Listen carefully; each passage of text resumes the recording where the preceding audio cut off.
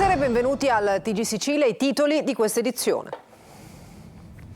Orrore nel Palermitano, in un paese delle Madonie, un ragazzino di 11 anni abusato dai compagni di scuola. I genitori hanno presentato denunce, indagini in corso per identificare responsabili, alcuni poco più grandi.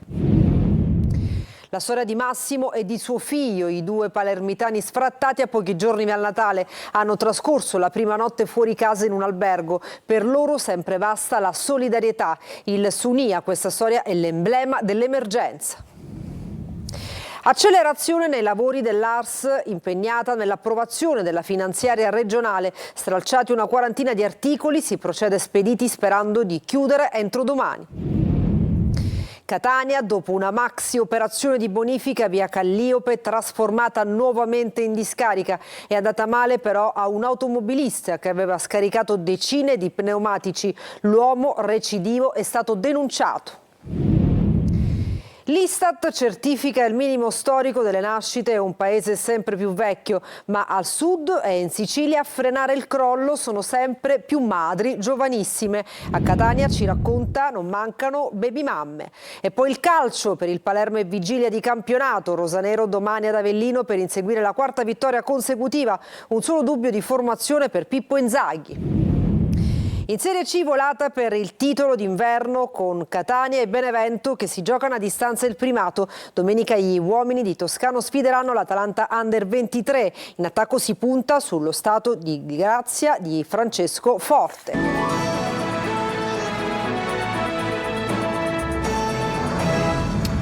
Dunque, bentrovati in un paese delle Madonie, in provincia di Palermo. Un ragazzino di 11 anni è stato violentato dai compagni all'uscita di scuola. I genitori hanno presentato denuncia, indagini in corso per identificare i membri del branco, alcuni poco più grandi. Lorena Dolci. Perché io? Perché mi hanno fatto questo? In queste domande c'è tutto lo sgomento, il dolore, la crudeltà, incomprensibile a chiunque, ma in particolare a un bambino di 11 anni, violentato all'uscita da scuola da un gruppo di compagni. Siamo in un paese delle Madonie, in provincia di Palermo. Luca, nome di fantasia, frequenta la prima media. Non si sa se sia stato altre volte preso di mira dai compagni, ma quel branco di bulli, alcuni poco più grandi di lui, questa volta vanno oltre. Il ragazzino torna a casa in lacrime e racconta ai genitori quei terribili minuti in cui è rimasto in balia dei bruti, mostra evidenti segni delle violenze subite. Mamma e papà lo portano al pronto soccorso dell'ospedale di Termini Imerese. Le visite confermano la presenza di lesioni compatibili con questa tipologia di abusi. Parte la denuncia e si avvia il protocollo per le vittime di violenza sessuale. Il fascicolo arriva alla Procura dei minorenni di Palermo, guidata da Claudia Caramanna. A lei il bambino, alla presenza di uno psicologo, ripete il racconto dell'incubo subito. L'aggressione è avvenuta fuori dall'istituto scolastico, ma sono in corso indagini per capire se anche all'interno della scuola ci siano stati atti di bullismo degenerati in sevizie. E poi resta da chiarire il movente, se può esistere un movente per un atto così disumano. Palermo, i giudici della Corte d'Assise d'Appello hanno confermato la condanna a 12 anni e 5 mesi per un quarantenne accusato di aver abusato della figlia di 9 anni. L'uomo è stato interdetto dai pubblici uffici e dalla responsabilità genitoriale. Massimo è il figlio, i due palermitani da ieri sfrattati hanno trascorso la prima notte fuori di casa in una struttura alberghiera. Per loro sempre basta la solidarietà, con in testa il Sunia, il sindacato degli inquilini, che sottolinea questa storia è l'emblema dell'emergenza. Marco Gullà. Eppur si muove qualcosa. Da ieri Massimo e suo figlio non hanno più una casa. Lo sfratto esecutivo è stato eseguito e la scorsa notte sono riusciti a trovare sistemazione in una struttura alberghiera. Ma il nostro servizio ha comunque messo in moto la macchina della solidarietà. In tantissimi vogliono dare una mano a padre e figlio di Palermo senza casa, senza lavoro. Anche il proprietario di un B&B si è mosso per dare un tetto ai due palermitani in questi giorni di festa, in attesa di una sistemazione che si spera spera per loro possa arrivare in tempi brevi. Massimo al telefono ringrazia tutti per il supporto, ma la storia del 66enne è un po' l'icona dell'emergenza abitativa che attanaglia la città di Palermo e che, nonostante l'ottimo lavoro dell'assessorato comunale, ha ancora numeri troppo alti. Il caso di Massimo Dell'Olio è emblematico della totale assenza di un progetto serio di intervento da parte delle istituzioni locali a tutela dei più poveri e dei più disagiati. Sull'emergenza abitativa non ci sembra che ci sia un progetto vero, serio, concreto, capace di dare risposte alle esigenze che si moltiplicano in città. Ogni giorno abbiamo agli sportelli famiglie che vivono difficoltà insormontabili.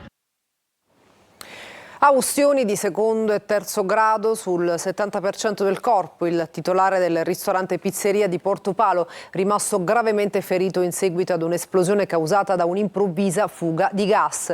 L'uomo è ricoverato in prognosi riservata all'ospedale Cannizzaro di Catania. È grave, ma non sarebbe in pericolo di vita la 31enne che si trovava con lui al momento della deflagrazione, con lo spostamento d'aria che l'ha sbalzata a terra, provocando ferite allo stomaco, alla milza ed al torace.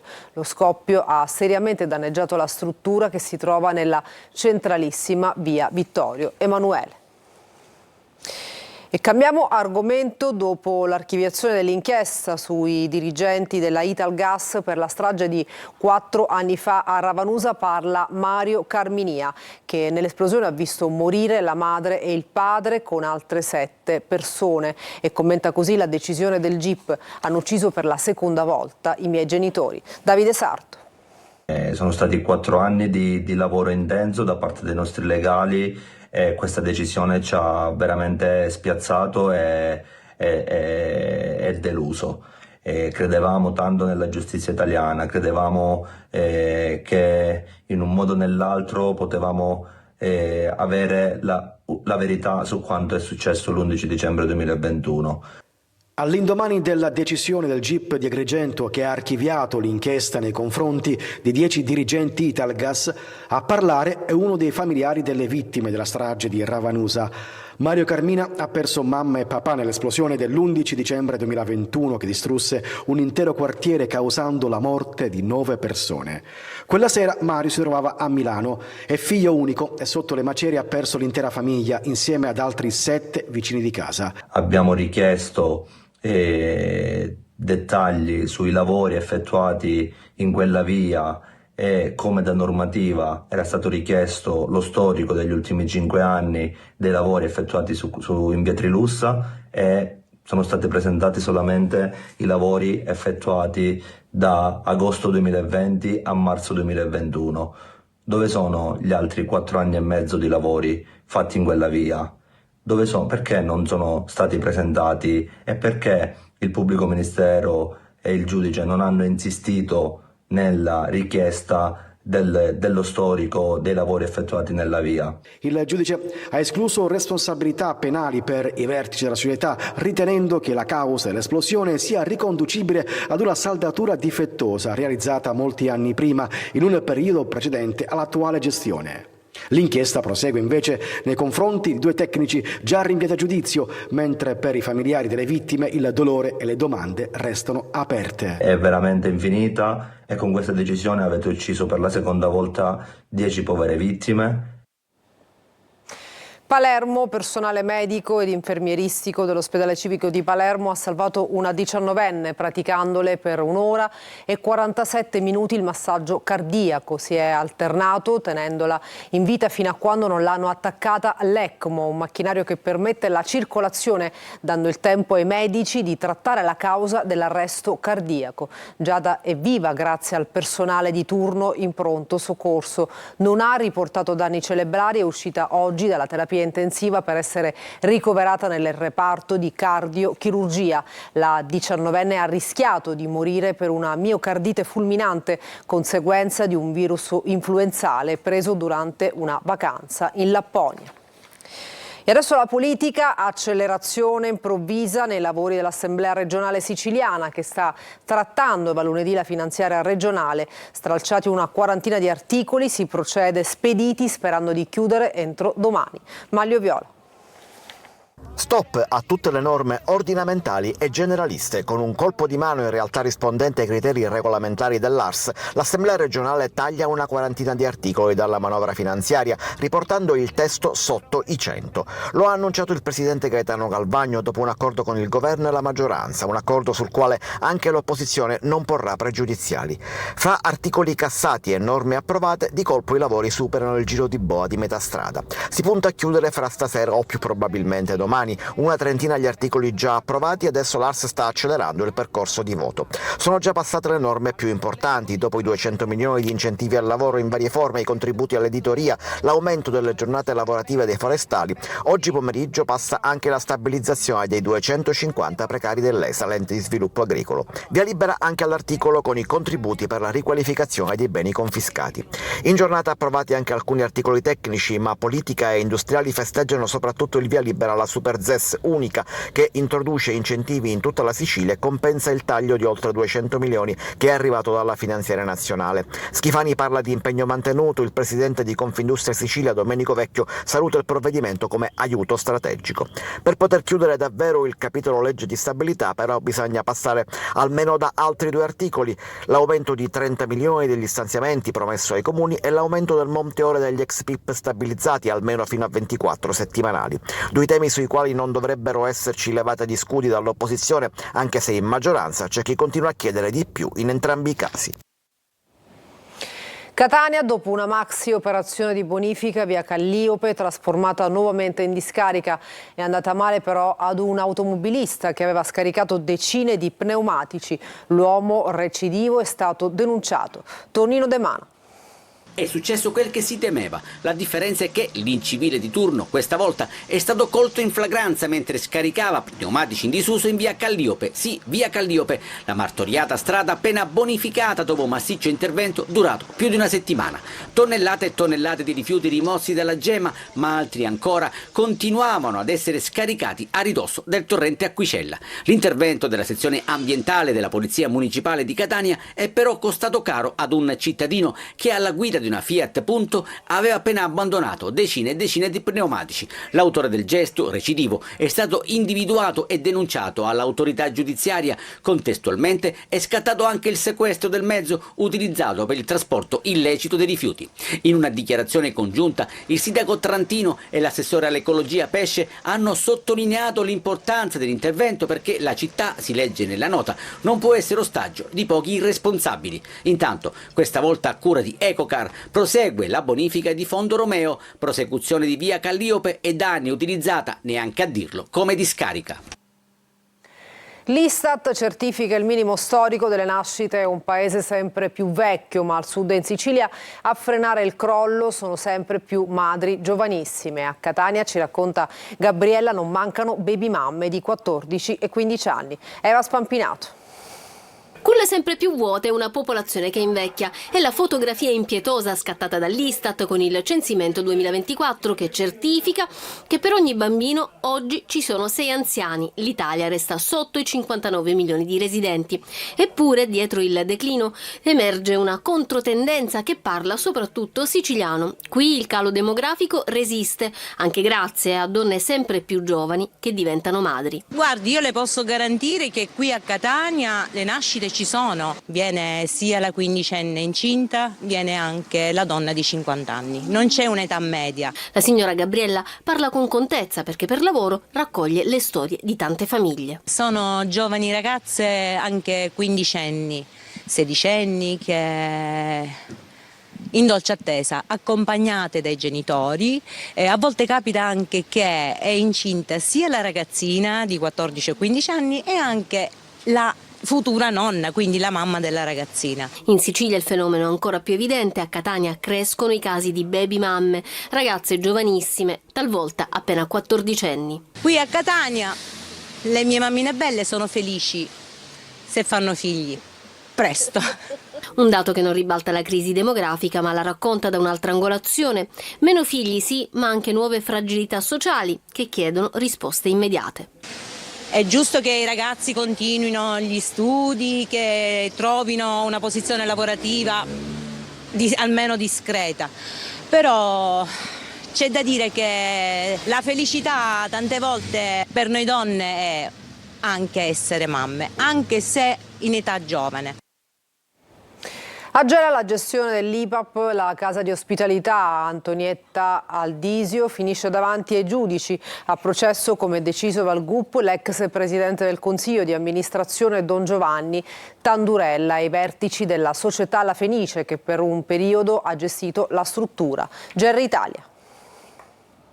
Il caso che ha scosso la gestione dell'IPAB Aldisio approda in aula. Con il processo avarizia la magistratura farà luce sulle presunte irregolarità nella conduzione della casa di ospitalità per anziani, da anni al centro di polemiche e denunce. A processo, come deciso dal GUP, Serena Berenato, l'ex presidente del Consiglio di amministrazione Don Giovanni Tandurella e i vertici della società La Fenice, che per un periodo ha gestito la struttura. Rinviati a giudizio anche Renato Mauro, alla guida della società, e gli ex consiglieri comunali Sandra Bennici e Salvatore Scerra. Diversa la posizione degli imputati, che hanno scelto il rito abbreviato. Il notaio Andrea Bartoli e altri 10 imputati sono stati assolti. Tandurella, difeso dall'avvocato Giovanna Zappulla, ha ottenuto l'assoluzione per alcuni capi di imputazione, ma resta imputato per tutte le altre contestazioni. Secondo l'accusa, coordinata dal PM Luigi Lovalvo, Don Tandurella avrebbe avuto un ruolo centrale nella gestione dell'ente, favorendo, secondo l'ipotesi investigativa, accordi irregolari con la società La Fenice, intesa poi annullata dal commissario regionale Giuseppe Lucisano. La vicenda si inserisce in un contesto particolarmente delicato per la diocesi di Piazza Armerina. Il sacerdote, già parroco della cattedrale, è il terzo prete a giudizio in una diocesi che già vede il proprio vescovo Rosario Gisana alla sbarra per falsa testimonianza di fronte al tribunale di Enna, nell'ambito del processo che ha visto la condanna dell'ormai ex sacerdote Giuseppe Rugolo. L'IPAB Aldisio era già stata commissariata dalla regione nel 2019. Oggi ex ospiti e familiari, costituiti parte civile, chiedono giustizia. Con un collegamento con il Teatro Palladium di Roma, con il Festival di Canti e Musiche Popolari del ciclo natalizio, si è svolto il terzo concerto di Natale del coro dell'Ateneo dell'Università di Catania. Orazio Longo.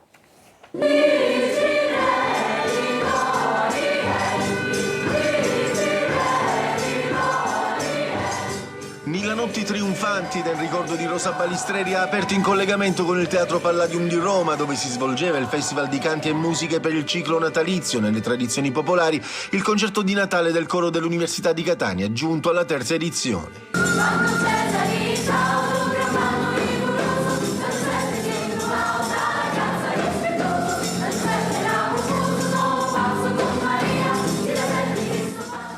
Durante la serata, che si è svolta presso il Centro Universitario Teatrale di Piazza Università, non sono mancati brani di diversi stili e periodi, dalla lauda religiosa medievale alla polifonia rinascimentale, a classici sempreverdi come Tu scendi dalle stelle, fino al gospel Oh Happy Day e a Somewhere in My Memory, tratto dal film Mamma ho perso l'aereo.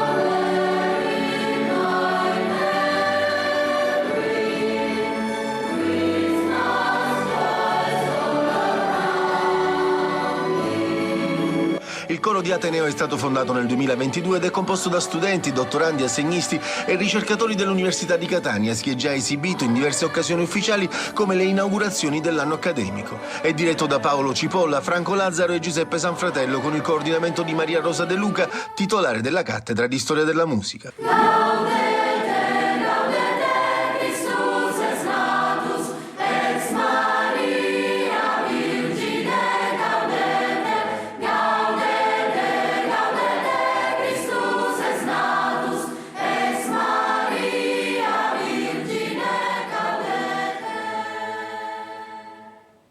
Una breve pausa, tra poco lo sport.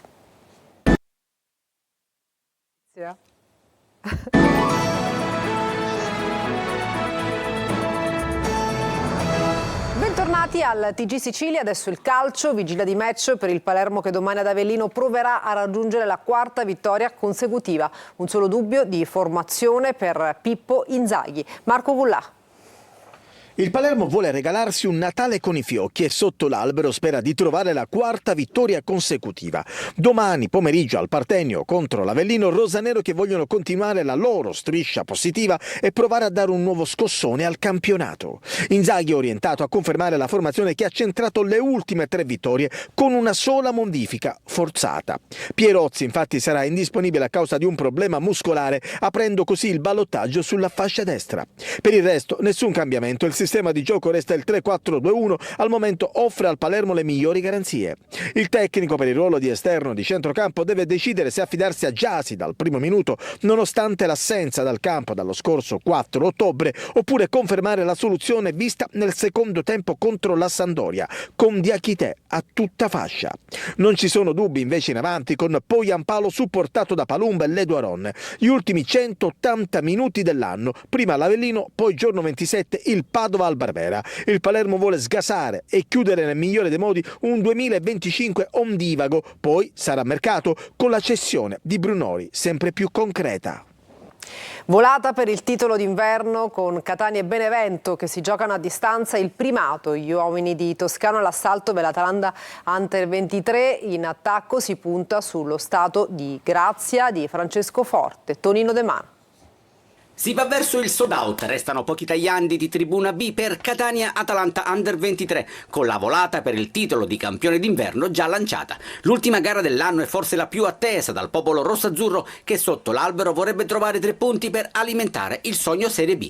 Niente distrazioni e tanta voglia di confermarsi tra le finora invalicabili mura amiche. Nessun gol al passivo, 8 vittorie ed un pareggio su 9 gare giocate al Massimino rappresentano un bel biglietto da visita, ma i baby dell'Atalanta, reduci dalla sconfitta casalinga contro il Sorrento, non vorranno certo fare le comparse, anzi venderanno cara la pelle per uscire indenni da Catania. Mister Toscano dal canto suo chiede il massimo della concentrazione e degli sforzi ai suoi uomini per concludere in vetta il girone d'andata. Osservato speciale Francesco Forte, autore di 7 reti e vero trascinatore dei rossazzurri. Sarà ancora lui il terminale offensivo con Lunetta ad agire sulla 3/4. In difesa si va verso la conferma di Pieraccini, di Gennaro out per squalifica con Donnarumma sulla fascia. Uomini e schemi saranno provati nel corso della rifinitura di domani, poi alle 12:45 parola al tecnico toscano per la consueta conferenza stampa pre-gara.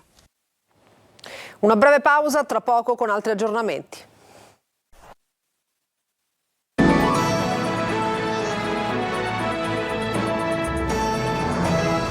E per questa edizione del nostro telegiornale è tutto, grazie per averci seguito e buona serata.